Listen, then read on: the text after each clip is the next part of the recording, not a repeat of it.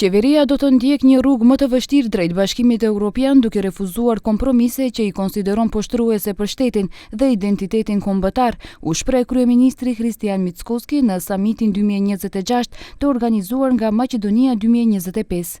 Ai theksoi se antarësimi në BE duhet të fitohet përmes reformave, cilësisë dhe rezultate konkrete, e jo përmes nënshkrimit të letrave të bardha që sipas tij krijojnë probleme për gjeneratat e ardhshme.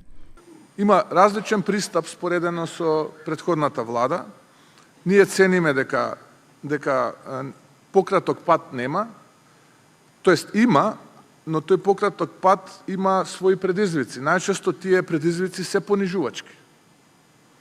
И затоа велиме, ако треба да идеме по потешкиот пат, ќе одиме по потешкиот пат, но тоа место ќе го заслужиме со квалитет и со испорака, а не со тоа што ќе потпишуваме бели листови хартија.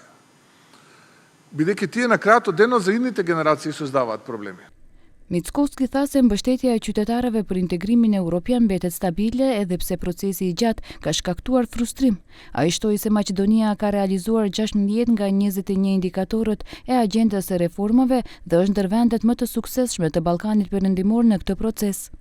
Кој што го имавме визави испораката за реформската агенда во јануари, од 21 индикатор, 16 имаме успешно завршени и за тој период на мерење сме најдобри во групата Западен Балкан 6.